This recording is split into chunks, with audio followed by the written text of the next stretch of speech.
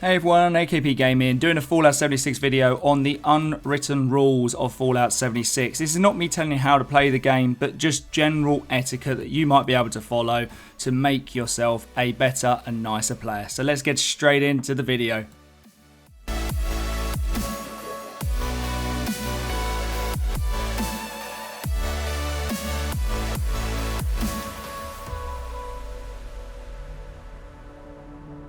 So, as the title suggests, I love the daily quest, which is buried with honour. Of course, you get the skeleton, you put it in the graveyard and the sort of grave, and then you go around and you realise you don't have a shovel. Now, normally by the graveyard there is a shovel hanging around, but what happens sometimes is you might get lucky and there's another one hanging around in the graveyard. If not, if you have taken that shovel and run off with it, it causes so many problems. Number one, people will either have to fast travel to their camp or they will have to craft one or get a friend to drop it off. So just leave the bloody shovel next to the gravesite by just dropping it. It makes it so much easier and saves other players time. So please, please, please do that. Just drop it literally by the gravesite and that will help everybody.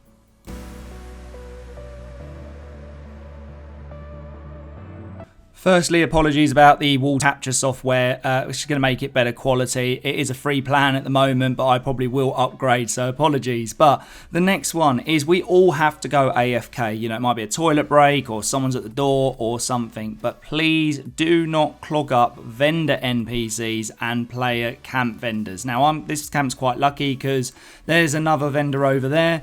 But once I'd done my shopping, which was a little while, there was actually someone waiting. So in the end, that person at that vendor at the moment is just spending all the time in the world, probably AFK, because that person was there for about 5-6 minutes.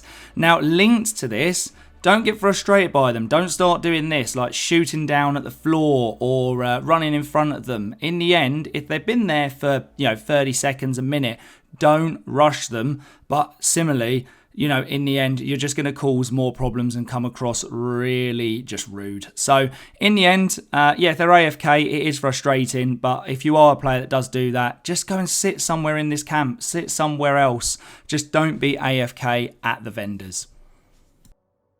Let me know in the comments down below if this happened to you. It is a rite of passage. If you have spare moonshine available, then you have to drop it.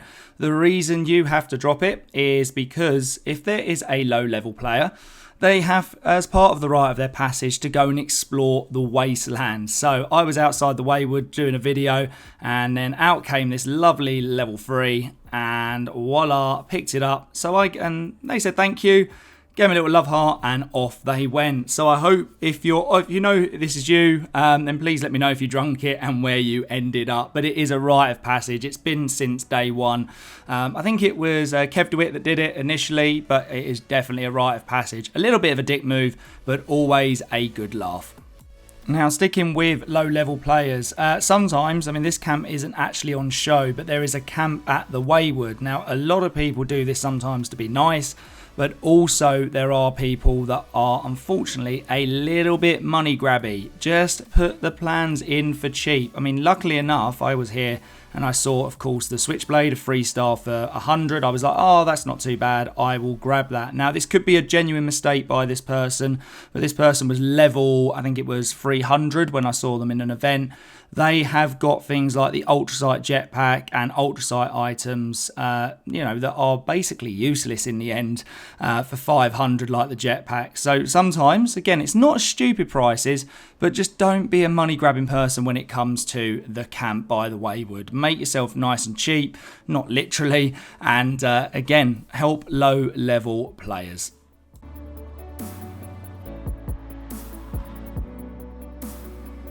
Now, this one is always frustrating, but the event Rad Rumble or Radiation Rumble, this event, in my opinion, and most of the community's opinion, it is an XP farm event. It doesn't matter whether or not it fails. Of course, we don't want all of the characters to go down straight away, but the idea is that you should just be tagging, not absolutely obliterating them with fat mans or, of course, anything like that. And if you go past normally roughly the turret, what you are doing is actually stopping other enemies spawning, and what that will do is means that there's not going to be that much XP. So yes, of course, some people want to pass it, but the drop isn't great on Rad Rumble, so most people just want to tag loads and loads of enemies and, of course, then get as much XP as possible. Also, linked to this, starting the event. The general rule of thumb is that you just wait until about 1 minute left, give a couple of thumbs up, and then as long as the majority are there,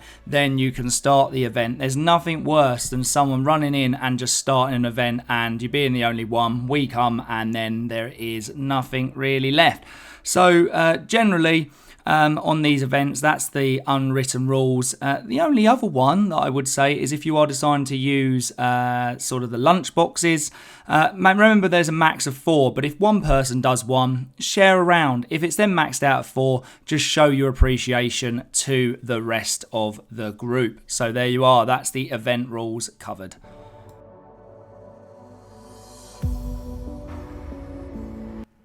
So a lot of people don't realise if you want to start the event Encryptid, you have to buy the recall keycard circuit board. A lot of people buy them from scrap, which is incorrect. And then what you'll do is when you arrive over at the Pylon ambush site, you will have an option on the terminal to insert the card. And then what it actually says on the screen is that the user is the person that initiates the Assaultron recall. So leave it down to the person that has bought that key card and let them start the event. There may be a reason why there's a short delay, but in the end, that person starts the event. Most people love this event because of the improved repair kit that you can have as a drop. Sometimes the loot items or the jetpack plan or the Assaultron head plan. So there are many reasons, and also including the treasury notes because it is deemed as a hard quest. So please leave that down to the person that has purchased the good old plan.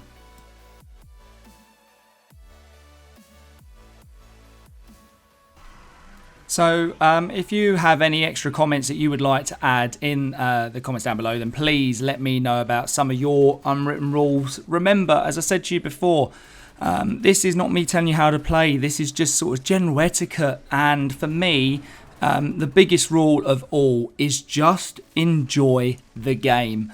Okay, it doesn't matter which way you build a character. Everyone tells you that you must play bloodied or you must be a stealth commando or melee is the way forward. Yes, of course, we want tips on how to be a better player, but generally, if you enjoy just going around smacking the living hell out of sort of ghouls with a sort of like a war drum or something like that, then just enjoy it.